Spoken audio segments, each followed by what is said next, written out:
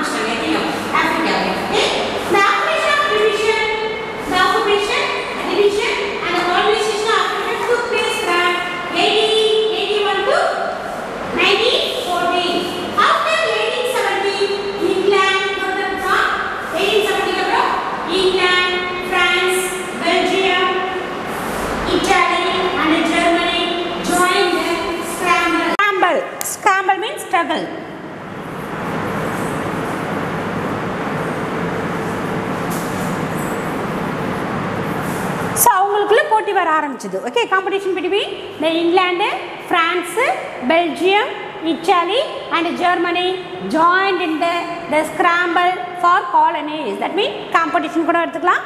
Scramble னா அவங்களுக்குள்ள struggle வருது. Okay, நீயா நானா இந்த places பிடிக்கிறதுல you or me. That means அவங்களுக்குள்ள competition வர ஆரம்பிச்சது. Okay, so these are the Europe. Next, clashes among the great powers. Clashes among the great powers. Clash mean fight. அவங்களுக்குள்ள fight வருது. Clashes among the great powers. Despite. Despite mean although. இருந்த போதிலும் சொல்வலையா? Although or in spite of. Englishல use பண்ணீங்களா கிராமர்ல? In spite of. So that despite the lead in industrial growth. இது என்ன சொல்றாங்கன்னா that England okay great positionல யார் இருக்காங்கன்னா இங்கிலாந்து இருக்காங்க.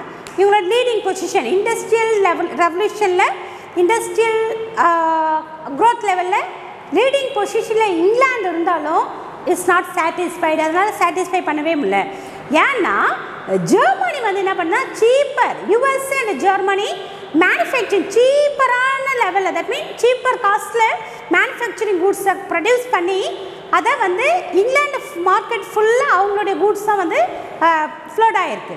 நம்மளுடைய இந்தியன் மார்க்கெட்டில் சைனீஸ் கூட்ஸ் எப்படி வந்து ஃப்ளோட் ஆகிருந்து இப்போ தானே நம்ம எல்லாத்தையும் பேன் பண்ணியிருக்கோம். அதுபோல் இங்கிலாந்துடைய மார்க்கெட் ஃபுல்லாக யூஎஸ் அண்ட் ஜெர்மனியுடைய கூட்ஸ் ஃபுல்லாக இருந்ததுனால அதனால் இங்கிலாண்டெல்லாம் வந்து ஸ்மூத் அண்ட் தட் மீன் சாட்டிஸ்ஃபைடாக இருக்க முடியல. இண்டஸ்ட்ரி லெவலில் லீட் பொசிஷனில் இருந்தாலும் மார்க்கெட் யாருடைய கண்ட்ரோலில் இருக்கா அனதர் கண்ட்ரியில் இருக்கிறதுனால அதனால் சாட்டிஸ்ஃபைடாக இருக்க முடியல. In spite of the lead in the industrial growth under the control of the vast empire, England was not satisfied. England என்ன ஆகல சாட்டிஸ்ஃபைட் ஆகல.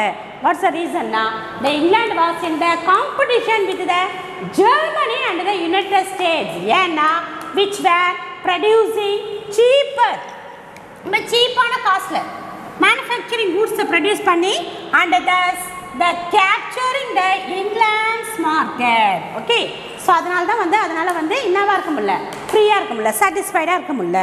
ஏன்னா லீடிங் பொசிஷனில் இருக்குது.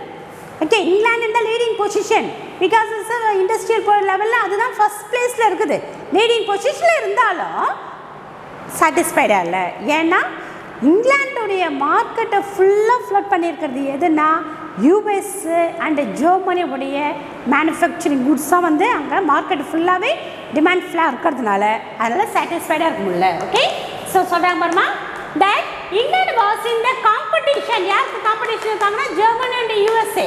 that competition with the Germany and the United States which were producing, அவங்க ரெண்டு பேர் produce பண்ணுறாங்க எதுனா cheaper manufacturing goods and capturing England's market. The national rivalry, that means அவங்களுக்குள்ள rivalry வர ஆரம்பிச்சது. competition led to the frequentனா often, அடிக்கடி, often, அடிக்கடி, okay, clashes, that means model fight meaning எல்லாம் எழுதிக்கோங்கம்மா, fight between these great power in Asia and Africa and Europe. புரியுதாமா? So இதை என்ன சொல்லி முடிக்கிறாங்கன்னா யூரோப் வந்து லீடிங் பொசிஷனில் இருந்தாலும் in spite, that mean despite, even though as although or in spite of leading பொசிஷனில் இருந்தாலும் கூட அதனால் சாட்டிஸ்ஃபைடாக இருக்க முடியல. அது காம்படிஷனாக இருக்குது. பிக் காம்படிஷனாக யார் இருக்காங்கன்னா ஜெர்மனி அண்ட் யூஎஸ்ஏ. ஏன் வந்து ஜெர்மனி அண்ட் யூஎஸ்ஏ வந்து பிக் காம்படிஷனாக இருக்குன்னா இங்கிலாந்துடைய மார்க்கெட்ஸை ஃபுல்லாக வந்து இந்த ரெண்டு கண்ட்ரியுடைய கூட்ஸ் தான் வந்து நிரம்பி இருக்குது. ஸோ அதனால் வந்து அவங்களுக்குள்ள அடிக்கடி வந்து கிளாஷஸ் வருது. ஓகே, நெக்ஸ்ட் இப்போ நம்ம ஒரு கான்டினென்ட்டை பார்க்க போகிறோம். கான்டினென்டல் கண்ட்ரிஸுடைய மூவ்மெண்ட்டை பார்க்க போகிறோம். Asia, the rise of Japan. Okay, so rise of ஜப்பான்மா. ஸோ எப்படி வந்து ஏஷியாவில் வந்து ஜப்பான் ஒரு பிக் பவரில் வந்தது, ஸ்ட்ராங் பொசிஷன், ஸ்ட்ராங்கஸ்ட் நேஷன் எப்படி ப்ரூவ் பண்ணிச்சுன்னு பார்த்தோன்னா the Meiji era. okay, Meiji era period la, okay, ruler யார்னா Meiji era. okay, Meiji era. so அவர் தான் வந்து imitating, அதுக்கு முன்னாடி வரைக்கும் வந்து அவங்க ரொம்ப ஃபிடுவலாக, that means ஃபிடுவல் சொல்லுவாங்க, ஃபிடுவலிசம் சொல்லுவாங்க இல்லையா, நில ஜமீன்தாரி முறை. that means லேண்ட்ஸ் ஆக்குபை பண்ணி அதை வந்து கல்டிவேட் பண்ணி அதுவே வந்து ஃபார்முலா, தட் மீன் அவங்களுடைய டிபெண்டன்ஸ் ஃபுல்லாக வந்து அக்ரிகல்ச்சர் டிபெண்ட் பண்ணி அப்படியே அவங்களுடைய ஆக்டிவிட்டி ரொம்ப ட்ரெடிஷ்னல் பேசிஸில் போயிட்டு இருந்தது. மீஷ் ஏரா பீரியடில் வந்து என்ன பண்ணாங்கன்னா மிஜி ஏரான்னு சொல்லுவாங்க. அவரோட பேரில் வந்து வெஸ்டர்ன் கல்ச்சரை, வெஸ்டர்ன் எஜுகேஷனை பேஸ் பண்ண ஆரம்பிச்சிட்டாங்க. தட் மீன் மாடர்னைஸ்டு, ஓகே, மாடர்னைசேஷனாகவும் அந்த வெஸ்டர்ன் கண்ட்ரி என்ன பண்ணாங்களோ அதை அப்படியே இமிட்டேட் பண்ணுற மாதிரி மிஜி ஏரா பீரியடில் ஃபுல்லாக ஃபாலோ பண்ண ஆரம்பிச்சிட்டாங்க. அது ஃபாலோ பண்ண உடனே அவங்களோட இண்டஸ்ட்ரி லெவல் வந்து க்ரோத் ஆக ஆரம்பிச்சிது. நிறைய ஏன்னா மாடர்னைசேஷன் வெப்பன்ஸ் எல்லாம் அதிகமாக யூஸ் பண்ணதுனால, மாடர்னைசேஷன் மெஷின்ஸ் எல்லாம் அதிகமாக யூஸ் பண்ணதுனால அவங்க இண்டஸ்ட்ரி லெவலில் க்ரோத் பண்ண ஆரம்பித்தாங்க. இண்டஸ்ட்ரி லெவலில் க்ரோத் ஆன உடனே அவங்களுடைய எல்லாமே வந்து வாஸ்ட் லெவலில் ஆச்சு. வாஸ்ட் லெவலில் ஆரம்பித்தோடனே அவங்களோட ஆர்மி அண்ட் நேவியை வந்து ரொம்ப ஸ்ட்ரென்தன் பண்ணிக்கிறாங்க. ஆர்மி அண்ட் நேவி ஸ்ட்ரென்தன் பண்ண உடனே அந்த பவருக்கு யார்கிட்டையாவது காட்டணும். ஓகே, ஸோ அவங்கக்கிட்ட பவர் வந்துச்சுன்றது அப்படியே இருக்குன்னு நினைக்க மாட்டாங்க. எந்த ஒரு கண்ட்ரி, ஜெர்மனியும் அப்படி தான் ஈகராக ஈடுபட்டாங்க. அதனால தான் ஃபர்ஸ்ட் வேர்ல்டு வார் வந்துச்சு நம்ம பார்த்தோம் இல்லையா. ஸோ அவங்களுடைய army and navy, that mean ஆர்மியை ஸ்ட்ரென்தன் பண்ணாலே அவங்களுடைய மோட்டிவ் என்னன்னா அதை யாரோ ஒரு கண்ட்ரியை, ஓகே, தட் மீன் வீக்கரோ பவர்ஃபுல்லோ அவங்க கண்ட்ரி ஏதோ ஒரு கண்ட்ரி டெஃபீட் பண்ணி நான் தான் ப்ரூவ் பண்ணணும். அப்போ அதுபோல் வலுக்கட்டாயமாக போய் யாரை வாருக்கு இழுக்குதுன்னா, யார்கிட்ட வார் பண்ணுதுன்னா சைனா. ஸோ சைனீஸ் வார் நடக்குது, சீனோ ஜாப்பனீஸ் வார் நடக்குது. அந்த வாரில் இந்த க்ரஷிங் டெஃபீட்டு ஜப்பான் வந்து சைனாவை டெஃபீட் பண்ணது மூலயமா அது ஒரு பவர்ஃபுல் நேஷன்ன்ற அந்த ஸ்கிராம்பிளுக்கு, தட் மீன் அந்த காம்படிஷன் ஒரு குரூப்பாக ஒரு கண்ட்ரி இருக்காங்களே, இவங்கெல்லாம் பிக் பவர்னு இருக்காங்களே, அந்த பவருக்குள்ளே யார் நுழைஞ்சிட்டாங்க? Germany I am the one of the strongest nation prove பண்ணுச்சு. அதுதான் அந்த பேரல் பார்க்க போகிறோம். In Asia Japan during this period Meiji era from 1867 to 1912 imitate பண்ணுறது. இமிடியேட்னா ஃபுல்லாக அவங்கள அச்சஸில் அப்படியே ஃபாலோ பண்ணுறது. Okay, imitating the western nation had become their equal in many respect. எல்லா ரெஸ்பெக்டிவ் எல்லா ஆக்டிவிட்டீஸ் இங்கே என்ன சொல்கிறாங்கன்னா ஆக்டிவிட்டீஸ், அவங்களுடைய சைனீஸோடைய எல்லா ஆக்டிவிட்டியும் அவங்க வெஸ்டர்ன் நேஷன்ஸ் தான் ஃபாலோ பண்ண ஆரம்பித்தாங்க. யூஎஸ்ஏ, ஜெர்மனி, பிரிட்டனு, ஃப்ரான்ஸ், எது வேணா இருக்கலாம். அவங்களுக்கு எந்த கண்ட்ரி வந்து ரொம்ப தட் மீன் எதை ஃபாலோ பண்ணால் நல்லாயிருக்குன்னு நினைக்கிறாங்களோ அந்த கண்ட்ரி வெஸ்டர்ன் கண்ட்ரிஸ் ஃபுல்லாக அவங்க ஃபாலோ பண்ண ஆரம்பிக்கிறாங்க. even though the outlook of the rulers still remain feudalism. Okay, dualism, that means traditional basisல அவங்க agriculture மட்டுமே டிபெண்ட் பண்ணிக்குது. ஓகே, ஸோ இருந்தாலும் கூட Japan took the western education and machinery. Okay, machinery எஜுகேஷனும் western education எடுக்கிறாங்க. Machinery வந்து அவங்க ஃபுல்லாகவே வந்து அதுக்கு முன்னாடி பார்த்ததால ட்ரெடிஷ்னல் பேஸ்டு. அப்போ பழைய காலத்து அந்த மெஷின்ஸ் தான் ஃபுல்லாக ஃபாலோ பண்ணியிருப்பாங்க. இப்போ மாடர்னைசேஷனாக வந்த உடனே அவங்களோட க்ரோத் லெவல் இம்ப்ரூவ் ஆக ஆரம்பிச்சிது. ஓகே, ஸோ எஜுகேஷனும் வெஸ்டர்ன் எஜுகேஷன் எடுக்கிறாங்க அண்டு மெஷினரி எடுக்க ஆரம்பிச்சிட்டாங்க. With the modern army and navy Japan had emerged as a advanced industrialized position. That means power. அவங்களோட பவர் என்ன ஆயிடுச்சு? அட்வான்ஸ் ஆயிடுச்சு, ஒரு எமர்ஜ் ஆயிடுச்சு. Okay, rice. ஓகே, ரைஸ் இந்த பொசிஷன், என்ன பொசிஷன்? அட்வான்ஸ்டு பொசிஷன்ல வந்துட்டாங்க. இன் 1894 நோட் பண்ணுமா, she forced a war on China. Force பண்ணி தான் வலு கட்டாயமாக போகுது. என் பவர் உங்கள்கிட்ட காட்டி ஆகணும். ஏன்னா ரொம்ப நாளாக அது மேலே சைனா மேலே ஒரு கண்ணு. ஓகே, சைனா எப்படியா டெபிட், ஏன்னா ஏஷியன் காண்டினென்ட்டில் அதான பிக்கெஸ்ட் பவர். தட் மீன் ரஷ்யாவுக்கு அப்புறம் அதுதான் இருக்குது. அப்போ அதை வந்து எப்படியாவது நம்ம டெஃபிட் பண்ணுன்ற ஒரு நோக்கத்தோடு இருக்குது. அப்போ crushing defeat, that mean clashes பண்ணுது. Okay, the she forced a war on China. The crushing defeat படுதோல்வி அடையுது. Okay, crushing defeat of China by little Japan in the Sino-Japanese war. சொல்லும் போதே சொல்கிறாங்க பாரு, லிட்டில் ஜப்பான். ஒரு பிக்கான சைனாவை வந்து லிட்டில் ஜப்பான் வந்து டெஃபீட் பண்ணுது. எந்த வார்னா? Sino Japanese war in 1894 to 95. Note பண்ணுமா அந்த இயரை? Sino Japanese war during that period 1894 to 95. Surprised, எல்லாருக்கும் ரொம்ப ஆச்சரியம். சர்ப்ரைஸ்னானது சர்ப்ரைஸ் ஆகுறாங்க. வாட்? சைனாவை ஜப்பான் டெஃபிட் பண்ணிச்சா, ஜப்பானை சைனா டெஃபிட் பண்ணிச்சான்ற அளவுக்கு ஆச்சரியமாயிட்டாங்க. ஏன்னா சைனா ஆல்ரெடி தெரியும் பெரிய கண்ட்ரி, அதை வந்து ஒரு லிட்டில் ஜப்பான் போய் டெஃபிட் பண்ணுன்றதை பவர்ஃபுல் கண்ட்ரியெல்லாம் ஏற்றுக்கவே முடியல. எல்லாருமே ரொம்ப சர்ப்ரைஸ் ஆனாங்க. பட் டெஸ்பைட் ஆல்ரெடி தெரியும் இல்லையா, in spite of the warning of the 3 great powers. Okay, although இருந்த போதிலும், டெஸ்பைட்னா இருந்த போதிலும், அதான் சொன்னாலே அங்கே மீனிங். இந்த வார்னிங் கொடுக்குறாங்க. ஓகே, அலார்மிங் பண்ணுறாங்க. வார்னிங்னா வார்ன் பண்ணுறாங்க, warning. Okay, warning of the 3 great powers. யாராருன்னா Russia, Germany and France. Okay, Japan annexed capture and to join. Okay, அவங்க பிளேஸோட அது ஜாயின் பண்ணுது. Okay, annex capture annex the Liaotung peninsula with Port Arthur. Okay, இவங்க 3 பேரும் Japan defeat பண்ணிட்டாங்க. வந்து great பவரால் ஏற்றுக்கவே முடியல. Because Liaotung peninsula is a very wealthy peninsula. கூடவே எதுனா போர்ட் ஆர்த்தூர், அதை வந்து ஃபுல்லாக அவங்களுடைய கண்ட்ரோலில் கொண்டு வருது, அனெக்ஸ் பண்ணுது, ஃபுல்லாக ஜாயின் பண்ணிடுது. யாருடைய பிளேஸ் கூட? ஜப்பானுடைய, அதாவது ஜப்பானுடைய இன்ஃப்ளூயன்ஸில் அந்த பிளேஸ் வந்துருச்சு. இவங்க வார்னிங் கொடுக்குறாங்க. வார்னிங் இன்னும் யார் கொடுக்குறாங்க? Russia, Germany and France. இவங்க 3 பேரும் வார்ன் பண்ணுறாங்க, அதை பண்ணக்கூடாது. ஓகே செய்யக்கூடாது. அதை லியான்டாங் பெனின்சுலாவில் இது இன்டர்நேஷ்னல் பிளேசஸாக இருக்கணும், எல்லாருக்குமே அது மேலே அதிகாரம் இருக்குது. அதனால் வந்து அதை பண்ணக்கூடாதுன்னு சொன்ன போதும் அதையும் மீறி அதை வந்து அனெக்ஸ் பண்ணுது. யார்? ஜப்பான் வந்து அனெக்ஸ் பண்ணுது. பை திஸ் ஆக்ஷன் ஜப்பான் இந்த ஆக்ஷன் மூலிமா, அதாவது அந்த 3 பெரிய பவர்ஃபுல் நேஷனுடைய வார்னிங், ஓகே வார்னிங்கை மீறி அந்த பிளேஸை அனெக்ஸ் பண்ணதுனால இஸ் ஆக்ஷன் ஜப்பான் ப்ரூவ் பண்ணுது. Okay that it was the strongest nation of the East Asia. Strongest நேஷன்ன்றது அது ப்ரூவ் பண்ணிடுச்சு. ஏன்னா 3 ஆர்மி வந்து அவங்களுக்கு வார்னிங் கொடுக்குறாங்க, கட்டளை போகிற ஆர்டர் போடுறாங்க, அதை பண்ணக்கூடாதுன்னு சொல்கிறாங்க. ஆனால் அதை மீறியும் செஞ்சதுனால by this action is proved that the strongest nation in the East Asia. Okay next மா Japan however, okay so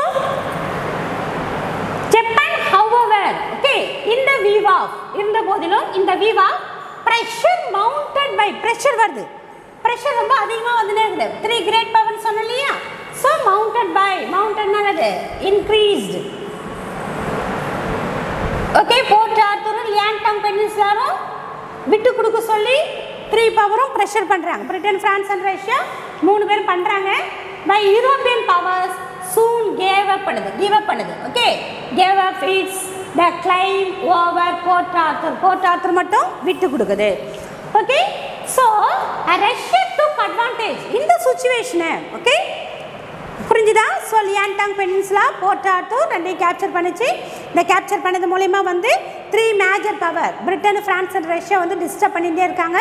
board Arthur எல்லாருக்கும் பொதுவானது. ஓகே இது இன்டர்நேஷ்னல் சிட்டியாக இருக்கணும், அதை வந்து உன்னுடைய ஒருத்தவங்களுடைய அதிகாரத்தில் அதை கொண்டு வரக்கூடாது, இன்ஃப்ளூயன்ஸில் கொண்டு வரக்கூடாதுன்னு ரொம்ப டிஸ்டர்ப் பண்ணிகிட்டே இருக்கிறாங்க. ஸோ அதனால் வந்து ரொம்ப ப்ரெஷர் ரொம்ப அதிகமானதுனால so mounted by the European powers the soon விரைவாகவே ரொம்ப சீக்கிரமாகவே அது டெவலப் பண்ணிடுச்சு. ஓகே ஸோ ரஷ்யா இந்த ஒரு சுச்சுவேஷனை ரஷ்யா தனக்கு சாதகமாக ஆக்க ஆரம்பிச்சது.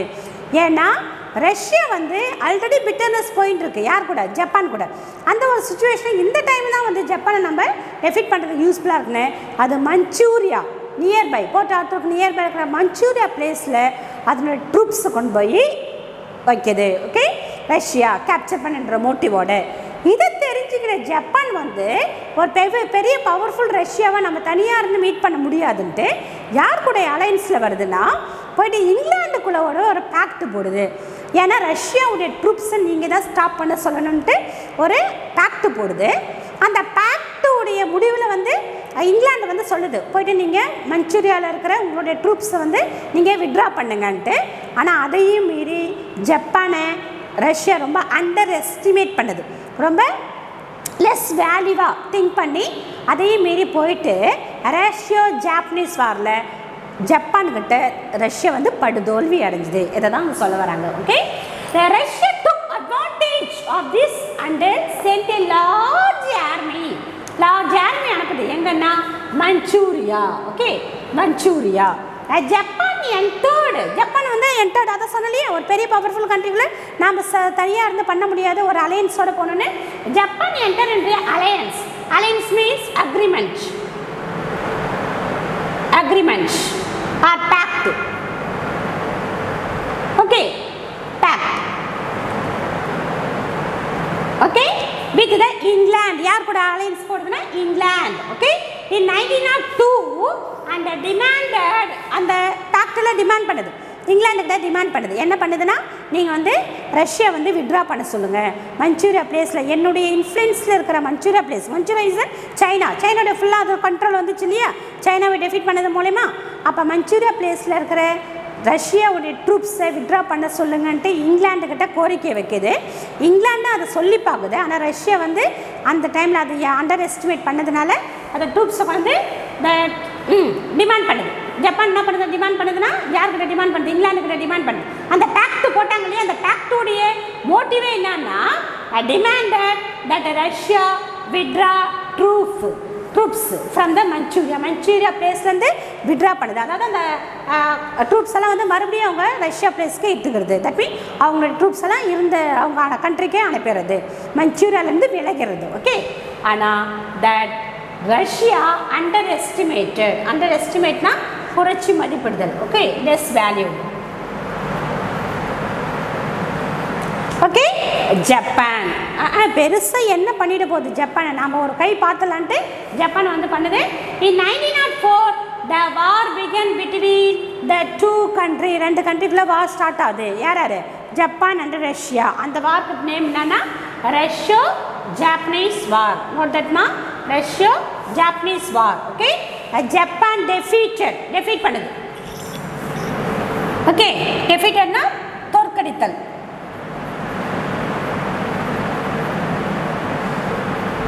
Okay, Russia and got back. Okay, Port Arthur, அந்த போர்ட் ஆர்த்தரை மறுபடியும் அது கேப்சர் பண்ணுது. யார்? ஜப்பான். ஓகே, ஸோ அங்கேயே சொல்லியிருந்தாச்சு. தட் மீன் அந்த பேக்ட் அலையன்ஸ் இங்கிலாந்து சொன்ன போதே ரஷ்யா கேட்டிருக்கலாம். கேட்டிருந்தாச்சு அந்த போர்ட் ஆர்த்தர் ஆல்ரெடி விட்டு கொடுத்து ஜப்பான் தான் விட்டு கொடுத்துச்சு இல்லையா? அவங்க எல்லாருமே யூஸ் பண்ணியிருந்திருப்பாங்க. இருந்தாலும் அதையும் மீறி நான் போய் பவரை காட்டுவேன்னு போனதுனால அங்கே டெஸ்ட்ராய்ட் ஆகிடுச்சு, படுதோல்வி அடைஞ்சிது. ஓகே, படுதோல்வி அடைஞ்சது மூலயமா இந்த போர்ட் ஆர்த்தர் மறுபடியும் யாருக்கிட்டே போயிடுச்சு? To Japan. யாருக்கு? Japan. Okay, after this war Japan entered the circle of the great power. Okay, அவங்க ஒரு கிரேட் பவர் சர்க்கிள் இருக்கு இல்லையா? பிரிட்டன், பிரான்ஸ், ரஷ்யா, யூஎஸ்ஏ, அந்த சர்க்கிளில் யாரும் வந்துடுது. ஆல்ரெடி ஸ்ட்ராங்கஸ்ட் நேஷன் சைனாவை டெஃபீட் பண்ணது மூலமா ஸ்ட்ராங்கஸ்ட் நேஷன் ப்ரூவ் பண்ணிடுச்சு.